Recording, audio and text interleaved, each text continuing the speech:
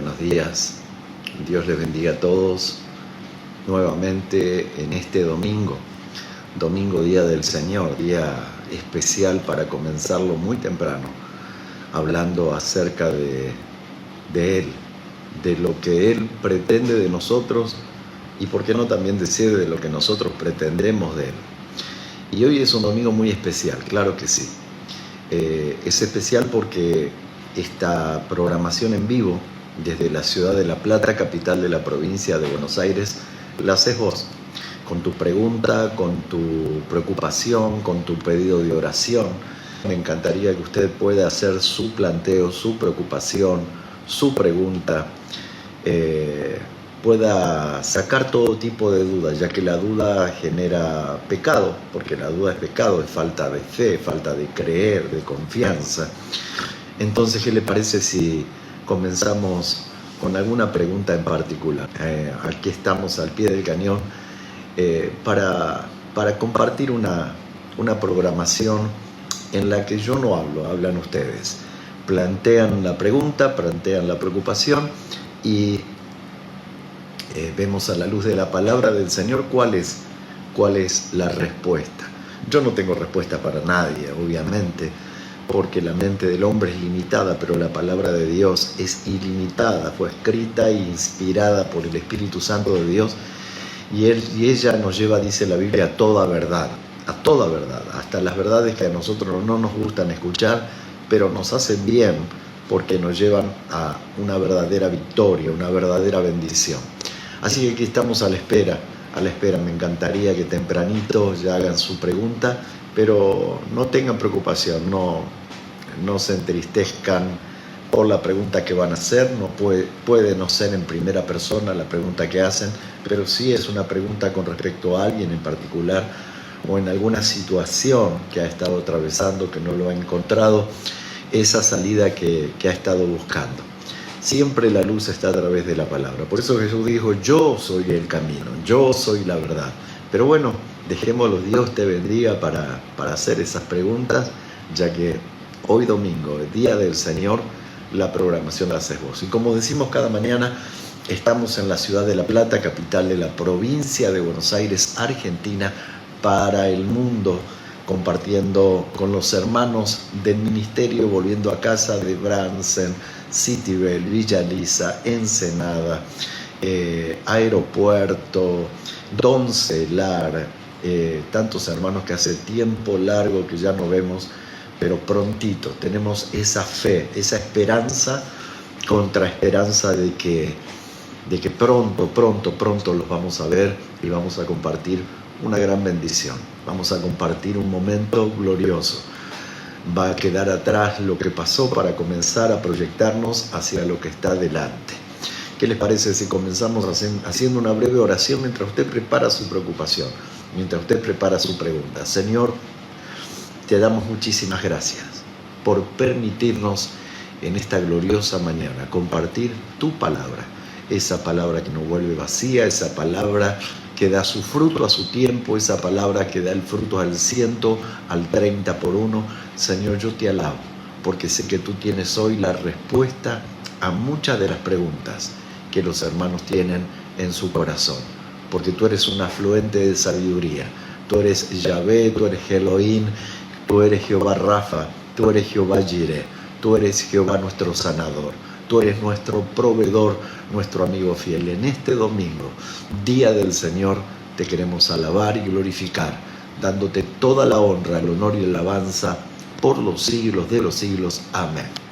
Aquí estamos a la espera de tu pregunta, de tu preocupación.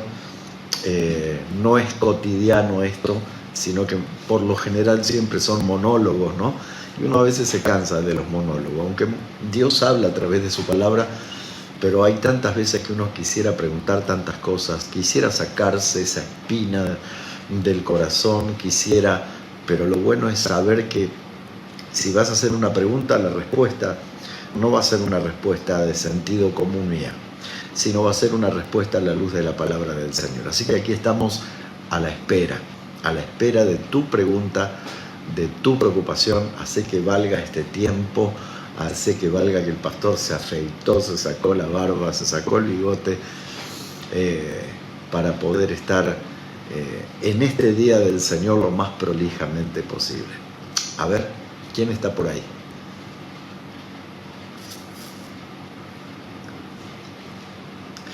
Hay un pasaje en la palabra del Señor que hoy estaba meditando al respecto, ¿no? Y lo que meditaba era en el libro de San Juan capítulo 15. Porque muchas veces uno se pregunta, pero pastor, desde que me convertí al Señor, mis familiares no me quieren, mis familiares me dan vuelta a la espalda. ¿Cómo puede ser si la palabra del Señor dice serás salvo tú y toda tu casa? Y mientras leía allí el libro de San Juan capítulo 15, él decía esto: yo soy la vid verdadera, ¿no? Pero luego en el verso 18 dice: si el mundo os aborrece, sabed que a mí me aborrecieron primero. Que a mí me aborrecieron. Si fuerais del mundo, el mundo os amaría, pero como no son del mundo, los aborrecen.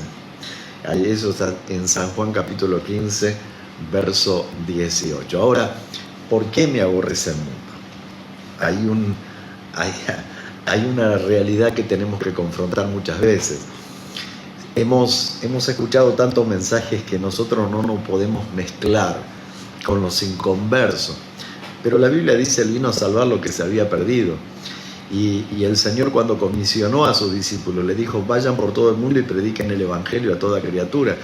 Y cuando Pedro vio una visión de un gentil, de un hombre que no era judío, él dijo: vio una visión donde había un lienzo lleno de animales que para los judíos eran inmundos, y él dijo: Señor, ninguna cosa inmunda ha entrado en mi boca. Y el Señor lo miró y le dijo: no llames inmundo a lo que yo he limpiado.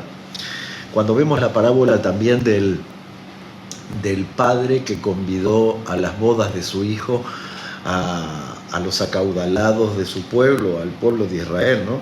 Y dice que todos ellos pusieron una excusa. Y cuando pusieron esa excusa, dice que el señor de aquella casa mandó a su siervo a buscar a los ciegos, a los sordos, a los ladrones, los que estaban fuera del pueblo, y los convidó a la boda. ¿Qué quiero decir esto? Que la gran comisión que tenemos los cristianos es poder ganar almas. El tema es que el temor que tenemos en muchas oportunidades es que ellos nos ganen a nosotros. Entonces dice la Biblia que se conviertan a ti y tú no te conviertas a ellos. Podés estar en una cena, como Jesús estaba en la casa de Zaqueo, estaba en diferentes fiestas, en casamientos, pero él marcaba la diferencia. Él no era más del montón, sino él era luz, él era sal, él era agua. Entonces, ¿cuál es el problema que tenemos los creyentes, ¿no?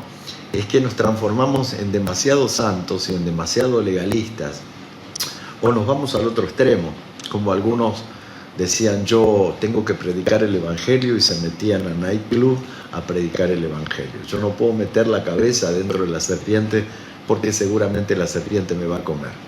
Entonces, ¿cuál es el punto intermedio? El punto intermedio es que, como suelo decir en varias oportunidades, el gran fracaso que cometemos los cristianos, entre comillas, es que predicamos demasiado con la boca, pero demostramos muy poco ejemplo. Entonces, ¿cuál es la diferencia? A mí me encantaba ir a lo de mi tío Tito, y bueno, él era inconverso, todo lo que sea, nos reíamos, compartíamos, pero él se cuidaba muchísimo de las palabras que utilizaba, porque papá se había ganado el respeto de él, porque él sabía que papá era pastor. Entonces, nos estamos ganando el respeto del mundo, nos estamos ganando el odio del mundo. En realidad dice la Biblia: vosotros sois de Cristo y el mundo entero está bajo la mano del maligno.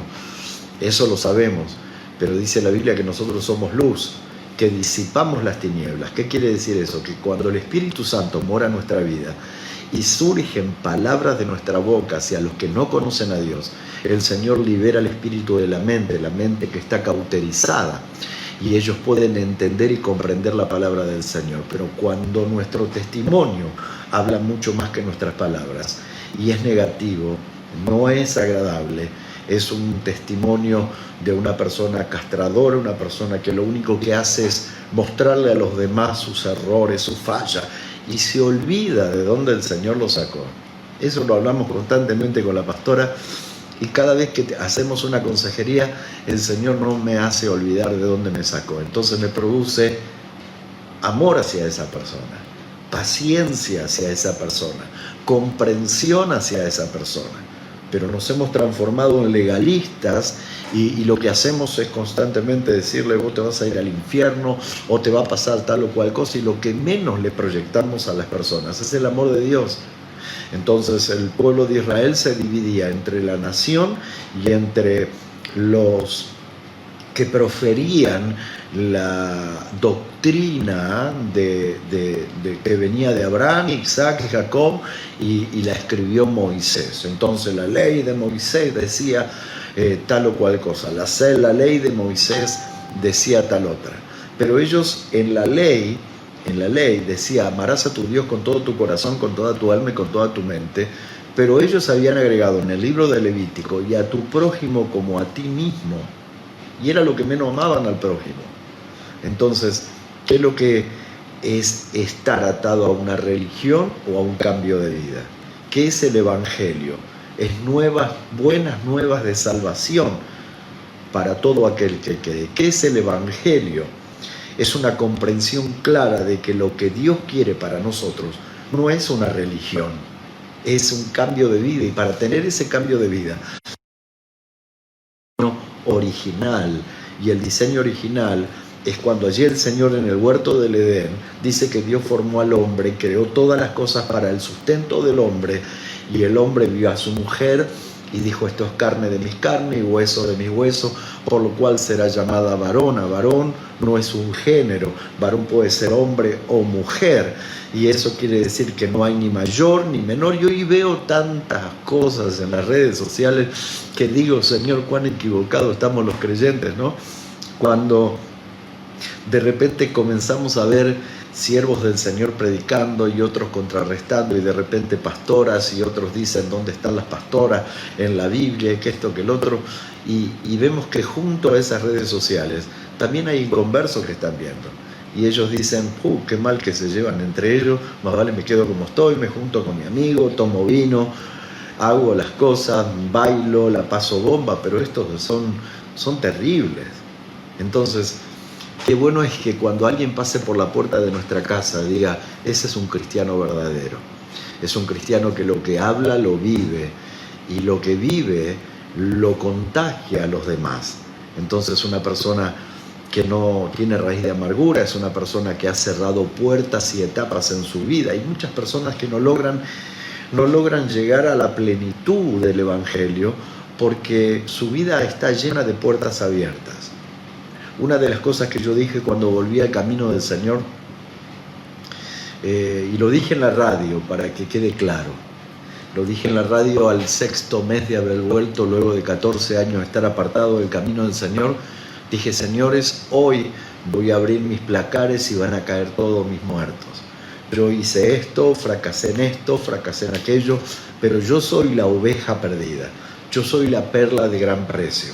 Yo soy aquel por el cual Jesucristo murió en la cruz y resucitó y está a la diestra del Padre abogando por mí. Yo soy el hijo pródigo. Si hay alguien que tiene algo que decir al respecto, que lo diga, o si no, que calle para siempre.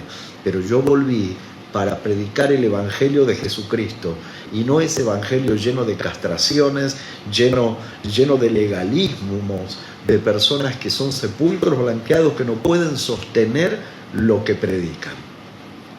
Entonces, qué bueno es que cuando veamos a una persona sumida en el alcohol, sumida en los vicios, de repente muchas veces cuando terminábamos las reuniones y teníamos que cruzar por el semáforo de calle 44 y 149, había un señor o un chico o un muchacho pidiendo monedas, ¿no? Y nosotros veníamos tan llenos de la bendición de Dios, hablando en lengua, profetizando. Y cuando esa persona se arrimaba al auto o al auto de algún hermano a pedirle una moneda, ese hermano comenzaba a especular en su mente y a decir, sí, ¿para qué le voy a dar? Se lo va a gastar en drogas, se lo va a gastar en esto, se lo va a gastar en lo otro. Y se olvidan del principio de la palabra del Señor que dice, al que le da un vaso de agua, uno de estos mis pequeñitos, a mí me lo da. Tuve hambre y me diste de comer, tuve sed y me diste de beber, fui forastero y me guardaste, me recogiste, me protegiste. Entonces digo, wow, cuán cristianos somos o cuán legalistas somos, ¿no? Cuando de repente vemos a una sierva de Dios predicando la palabra, en vez de meternos en ese mensaje que Dios quiere hablar y que Dios está utilizando mujeres poderosas en este tiempo, empezamos a meternos en el legalismo de que en la Biblia no aparecen pastores, pastoras, no hay cuánta ignorancia hay al respecto. Seguimos viviendo bajo los viejos rudimentos de la ley, donde el hombre, que la mujer le servía su comida y la comida estaba fría, él podía repudiarla, podía apedrearla, podía tirarla. Hoy vemos también tanto feminismo, cuando la Biblia dice que en Cristo somos uno, que no hay diferencia entre judíos y griegos, y que la mujer fue hecha para ser el complemento del hombre y el hombre el complemento de la mujer. El hombre es cabeza y la mujer es el cuerpo. Entonces, cuán equivocado vivimos muchas veces. Cuando venimos a la casa del Señor y decimos, pastores, oren por mi matrimonio porque las cosas andan mal, pero no es que las cosas andan mal, vos andas mal. Entonces, cuando viene alguna persona a hablar conmigo y a hablarme con respecto a su familia, lo primero que le pregunto es, ¿y usted cómo anda? Porque es un principio de la siembra y la cosecha. Usted dice, sí, pero pastor, al principio uno da y no recibe. Sí, pero el que siembra tiene la paciencia de saber que va a cosechar a los 6 meses o va a cosechar al año. Él no siembra para perder la semilla, la siembra, la cuida, la protege del granizo, de la lluvia, y muchas veces viene la piedra o el sol con ímpetu y la sequía, y esa semilla se pierde, pero él vuelve otra vez a sembrar. Entonces allí se cumple la palabra donde dice, echa tu semilla sobre las aguas y luego de muchos días lo hallarás. El que el viento observa no sembrará y el que mira las tempestades no segará. Entonces allí es donde entendemos el principio de por qué nos reunimos en la casa del Señor. Entonces surge el legalismo de decir, el Señor está en todo lugar, el Señor, yo soy el templo del Señor, y siempre estamos buscándole la quinta pata al gato y el gato tiene 4. No hay más. Por eso el Señor dijo, escriban a los profetas, a los patriarcas, a los que escribieron los evangelios, al que escribió el libro de Apocalipsis, las epístolas paulinas, los profetas menores, profetas mayores, el Pentateuco, les dijo, escriban, porque Él no dejó librada su palabra a la frágil memoria humana, porque siempre estamos adecuando la palabra a nuestro antojo. Y la palabra de Dios es tan sublime que excede el pensamiento humano, que Él no negocia con lo innegociable, y Él sabe entender lo que nosotros no entendemos, y Él ve más allá de lo que nosotros vemos. Entonces, cuando nos congregamos, lo que vamos es aprender la palabra del Señor. Por eso dice la Biblia, Él mismo constituyó apóstoles, profetas, evangelistas, no para que los honren y le digan apóstol, o le tiren flores, o le vivan haciendo siembra. Si lo hacen, perfecto, bienvenido sea, acá estamos para la siembra. Pero ellos fueron constituidos con el fin de edificar la iglesia de Jesucristo y llevarlos a toda verdad. Entonces, no puedo concebir que en una iglesia haya personas depresivas, no puedo concebir que en una iglesia haya personas que tengan espíritu de muerte, no puedo concebir que en una iglesia haya espíritu de enfermedad, no puedo concebir que en una iglesia haya matrimonios que se destruyen constantemente. Entonces me hago un mea culpa y digo, Señor, estoy enseñando bien tu palabra, y el Señor me dice, mira, el sembrador salió a sembrar. Parte cayó junto al camino, parte cayó entre pedregales, parte cayó en lugar donde no tenía profundidad y los pinos lo ahogaron. Pero no te olvides, Rubén, me dice que mi palabra no vuelve vacía, porque la parte donde cae en buena tierra da al 100, al 30 y al 100 por 1. Entonces hay quienes toman la palabra y la palabra produce en nosotros el querer como el hacer. Es por eso que cada mañana nos sentamos a predicar la palabra. Si bien hablamos de prosperidad, claro que sí. Hablamos de salud, claro que sí. Hablamos de matrimonio consolidado, claro que sí. Hablamos de hijos como saetas en arco de valiente, sí. Pero ¿eso para quién es? Esas son promesas para los hijos. Por eso dice la Biblia, si vosotros siendo malos sabéis dar buenas dádivas a vuestros hijos, cuánto más vuestro Padre os dará todo lo que vosotros le pidáis, y aún así os dará el Espíritu Santo, dice en otros pasajes de los Evangelios. Pero ¿somos hijos? ¿Somos hijos o somos simpatizantes? Y allí es donde viene la gran pregunta. Cuando vino el joven rico y le dijo al Señor, toda tu palabra he guardado en mi juventud, sin faltar a ninguna de ellas. Entonces el Señor se alegró en su corazón, en serio, porque yo estoy más que convencido que ese joven rico iba a ser el sucesor de Judas Iscariote. Entonces el Señor le dijo, ve y vende todo lo que tiene y dáselo a los pobres, toma tu cruz y sígueme. Y allí es donde no le gustó. ¿Qué quiero decir? Que la palabra de Dios es buena hasta que me toca la parte que a mí más me duele. Y vemos tantas personas ofendidas con Dios, enojadas con Dios, porque Dios habla claramente. Dice la Biblia, el que es santo, santifíquese más. Y el que es inmundo, sea más inmundo. Porque en definitiva los dos recibirán el fruto de su siembra. Queremos ser felices. Volví al camino del Señor para no perder el tiempo.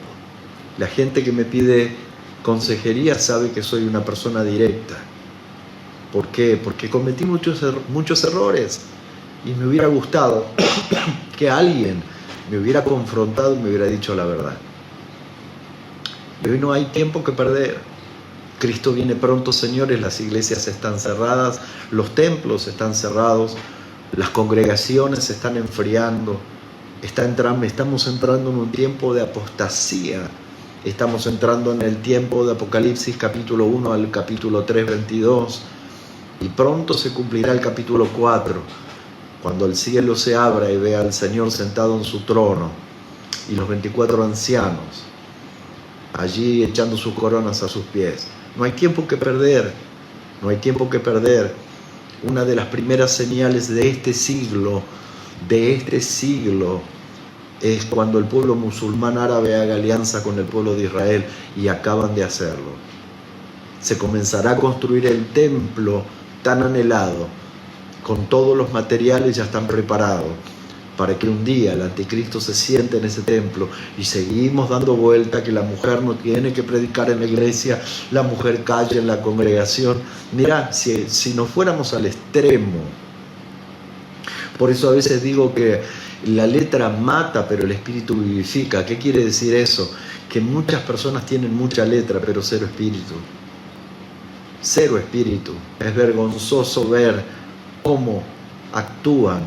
Cuando la Biblia dice, si nosotros callamos, las piedras clamarían, cuánto más que Dios bendiga a una de nuestras mujeres llenas del Espíritu Santo. Nunca olviden que mujeres, dice la Biblia, que mujeres nobles sustentaban el ministerio de Jesús mientras estuvo sobre la tierra. Las que estuvieron al pie de la cruz fueron mujeres, no los cobardes de los discípulos. Mujeres poderosas, entre las cuales su propia madre, quien lo concibió, quien pudo confrontar la realidad de un pueblo que podía apedrearla. Ella dijo, hágase conmigo conforme tú dices, le dijo al ángel Gabriel. Bienaventurada tú eres entre todas las mujeres, bendito el fruto de tu vientre. Y hoy estamos disertando si la mujer puede o la mujer no puede, y a qué edad hay que servir, y para ser pastora hay que tener estudios terciarios o por favor. Cuando hay un pueblo que se está muriendo en su delito y pecado, cuando en nuestras congregaciones hay personas que han vuelto a los vicios, cuando en nuestras congregaciones hay personas que se están separando, cuando en nuestras congregaciones hay personas que están cayendo en depresión, y la propia depresión le están llenando de enfermedades somáticas, están sanos pero están enfermos en la mente y en el corazón. Y el Señor sigue diciendo estas palabras: y conocerás la verdad y la verdad te hará libre. Esa verdad te quiere hacer libre. Porque un día aquellos que ministramos, que guiamos el remanente del pueblo de Dios a través del desierto de este mundo, de un desierto lleno de peligros, de situaciones, el Señor nos va a pedir cuenta de lo que hemos hecho. Si le hemos hablado solo de prosperidad, o le hemos hablado solo de salud, o le hemos hablado acerca de cómo debe ser la vida de un cristiano. Cómo debe ser la vida de un cristiano. Por eso se los llamó cristiano. Primero se los llamó los del camino, luego se los llamó cristiano. ¿Por qué? Porque eran pequeños Cristos. Porque las cosas que yo hago mayores las haréis. ¿Y qué cosas hizo Jesús? Callar ante la imprudencia de los fariseos. No confrontar las situaciones, sino hablar a través de la palabra. Y con su testimonio muchos callaban su boca. Aprender a ver como veía Jesús, no lo que está delante de los ojos, porque lo que está delante de los ojos confunde, nos hace equivocar, pero Dios mira el corazón.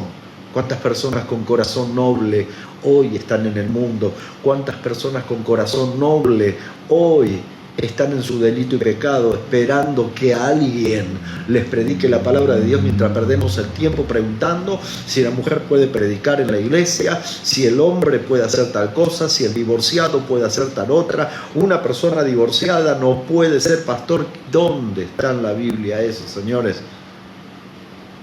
¿Y qué del que está en Cristo? Nueva criatura es, las cosas viejas pasaron y aquí son todas hechas nuevas.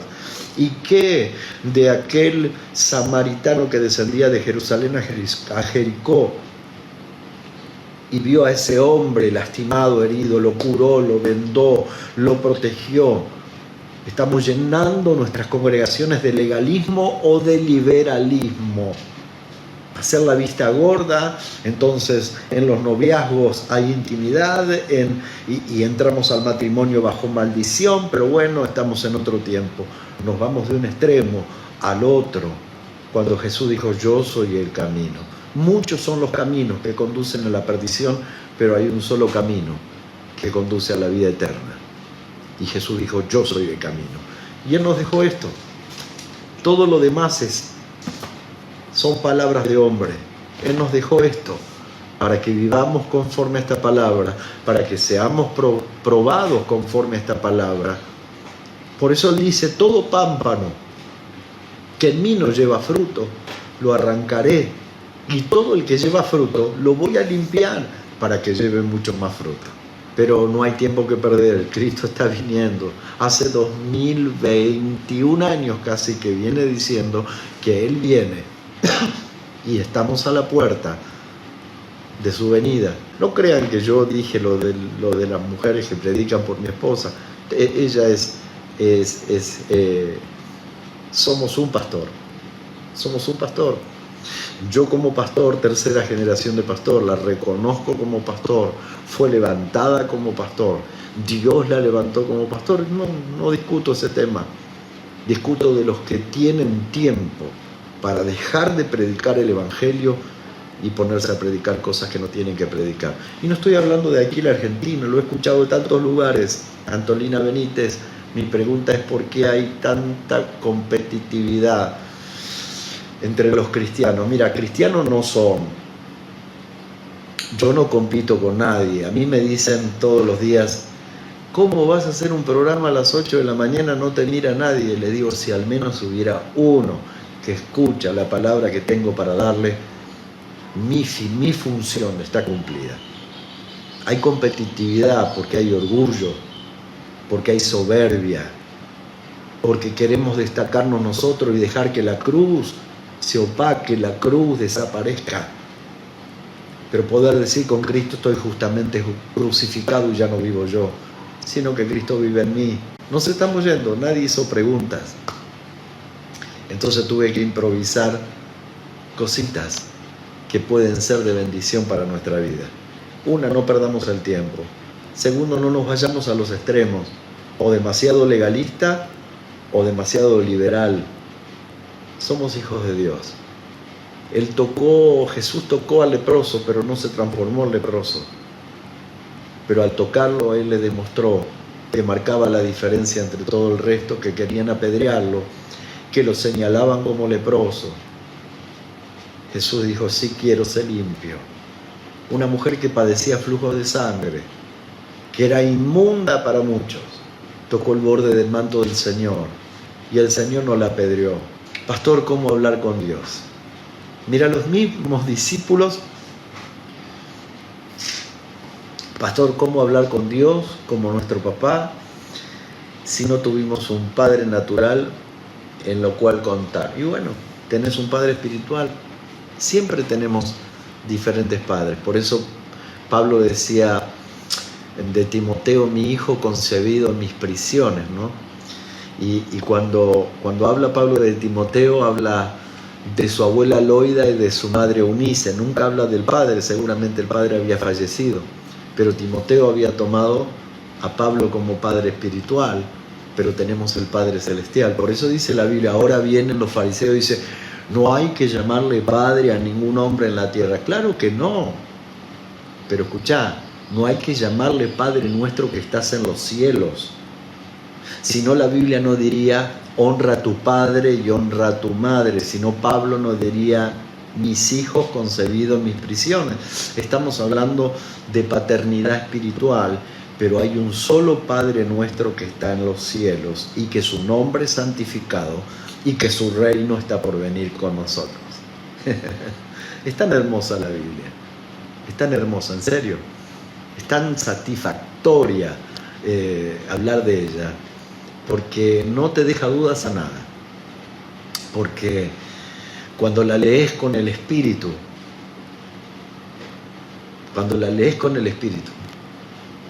es tan maravillosa, porque los secretos muy guardados solo son revelados a aquellos que la leen con el Espíritu. Bueno, nos vamos, si no hay preguntas, nos estamos yendo.